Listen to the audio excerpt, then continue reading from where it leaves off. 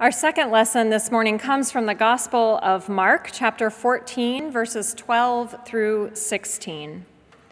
On the first day of unleavened bread, when the Passover lamb is sacrificed, Jesus' disciples said to him, "Where do you want us to go and make the preparations for you to eat the Passover?"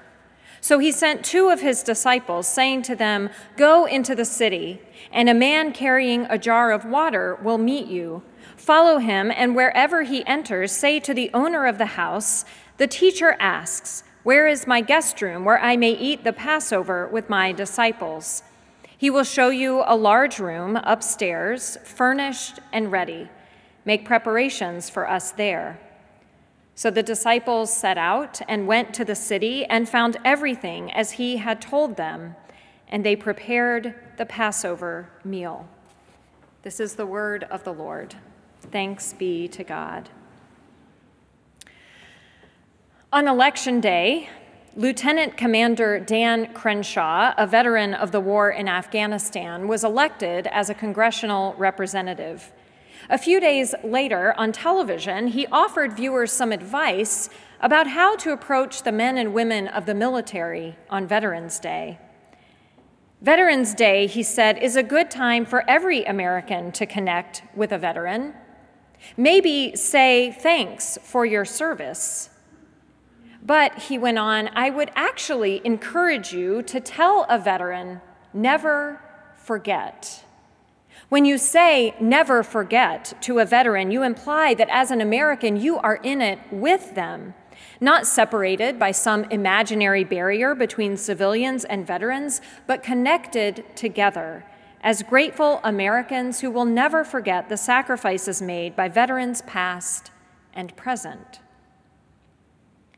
Never forget could be the motto of the Passover, the meal that Jesus and his disciples shared together on the last night of Jesus' life.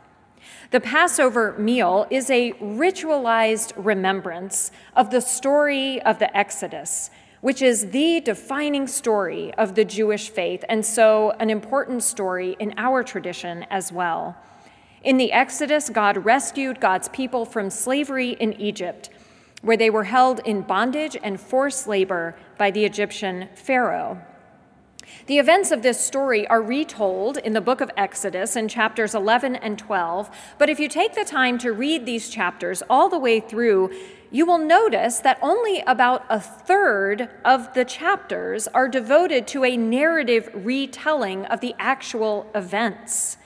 The other 2/3, woven in and out of the telling of the story, are detailed instructions for how this event is to be commemorated at the annual celebration of the Passover.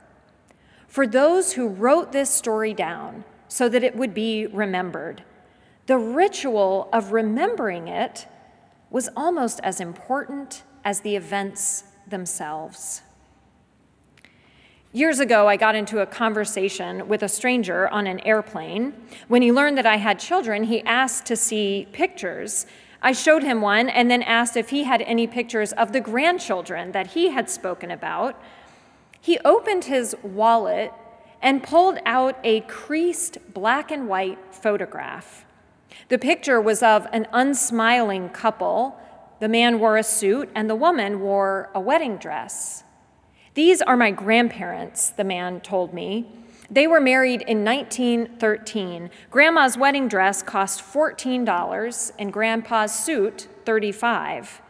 18 years later, Grandpa died plowing his field with a team of horses who got spooked. Grandma never remarried.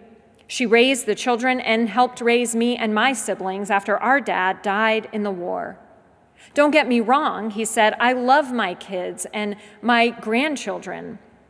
But without these two people, none of us would be here, not me and not any of them." Memories help us make sense of our lives. They enable us to construct and understand our identity as individuals, as families, as nations. And the memories that define us don't even have to be our own memories. They are just as likely to have been passed down to us. The Passover is a meal designed to pass down memories. It is called a seder, a Hebrew word that means order, because the meal proceeds according to a prescribed order of questions, answers, and food and drink that is consumed. If you've ever attended a Passover Seder, then you may remember that children play a critical role, for it is the youngest child at the table who has the job of asking 4 questions that prompt the retelling of the Passover Exodus story. This ritual meal is all about handing down the most important stories of a faith tradition to the next generation, and with wrestling with how these stories continue to play out and inform our lives, not just in the ancient past, but in the present. Because the story of the Exodus is not just a story about the past. The liturgy for the Passover meal states, forever after, in every generation, all of us must think of ourselves as having gone forth from Egypt. It was not only our ancestors that God redeemed, us too, the living, God redeemed together with them. The Passover begins as a story of slavery. It's the story of God's people suffering the oppression and indignities of bondage in Egypt under the lordship of Pharaoh. But it becomes a story of liberation when God hears the cries of the Israelites and sets them free. So in retelling it, we are learning the arc of our own stories. In his book, Meeting Jesus Again for the First Time, theologian Marcus Borg suggests that this story invites us to ask, to what am I in bondage? To what are we in bondage? The answer, he says, is lots of things. Cultural messages about success, attractiveness, gender roles, the good life. We are in bondage to voices from our own past and to addictions of various kinds. We are not only in bondage to pharaohs outside us, those messages that bombard us daily, but to pharaohs within us as well, the voices that enslave us and will not let us go. We are in bondage not just individually, but collectively, to the stories and messages and systems that continue to define us.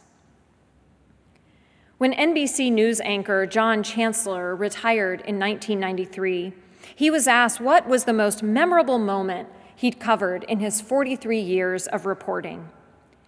In his answer, he didn't mention Vietnam or Watergate.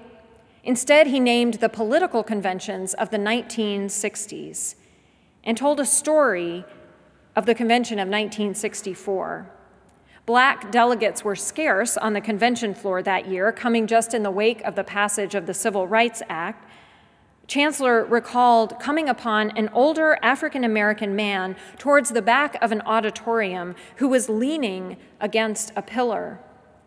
The man was weeping and mumbling beneath tearful heaves, "All my life, all my life."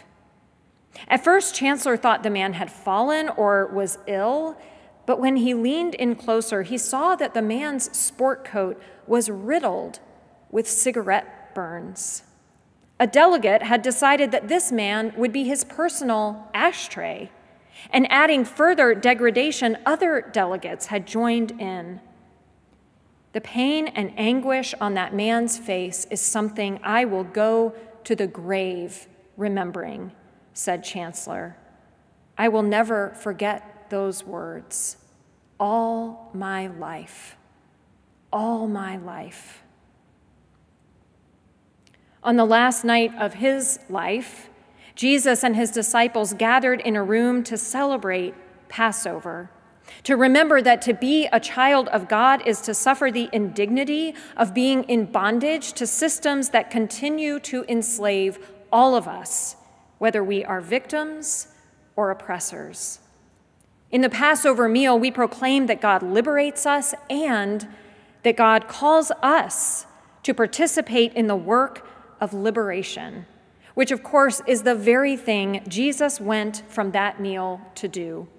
He did not linger at that table, but got up and went out into the night, where he knew he would be swept up in religious and political systems whose response to his message of redemption and liberation and love could only be to silence him in the most violent way they knew how.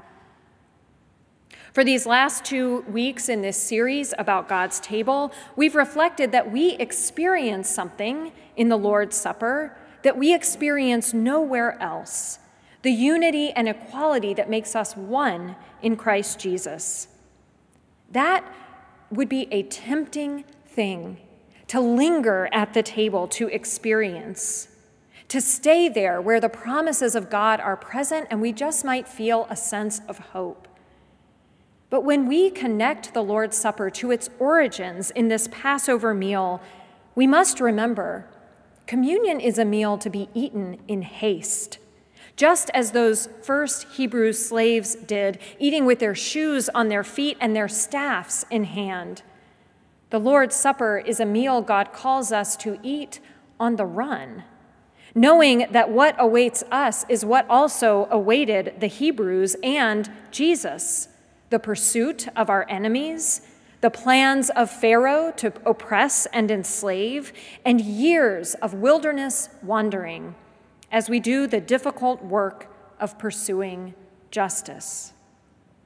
At this table, we remember who God is and who God calls us to be. And so we leave this table liberated from all that binds us and holds us back, liberated to proclaim God's promises to those who most need to hear them, inspired to name the pharaohs of our world without fear, for we are children of the God who hears the cries of the oppressed and responds by calling God's people, by calling us to name the corrupt and unjust systems of our time and to work tirelessly for liberation and justice. But it is so easy for us to forget. A friend of mine took a class in seminary on caring for older adults, taught by a professor who was a wonderfully insightful older adult himself. He taught not only from his research, but from his own experience and that of his friends, many of whom were living well into their older years. My friend took 2 main lessons from this class. First, as we age, it doesn't mean we're not capable of new ideas. Age can bring wisdom and fresh insight. Second, the professor often warned his students of the back in my day phenomenon, otherwise known as the good old days conviction. He said this happens inevitably to every generation as they age, and that hardly a conversation goes by with his friends where one of those lines doesn't sneak in. The streets were a safer place back in my day. In the good old days, parents disciplined their children, and the children listened. Back in my day, divorce wasn't so rampant. In the good old days, there were stronger morals in our society. If this kind of talk went on too long, the professor would cut his friends off and say, "Really? 70 years ago, the world was better?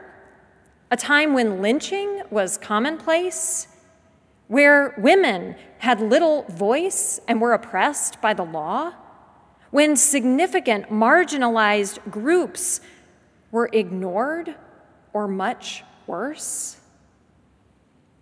At the Lord's table, as at the Passover meal, we are not called to remember with nostalgia, but with clarity and honesty. Remember the injustices our ancestors faced and the injustices our ancestors perpetrated.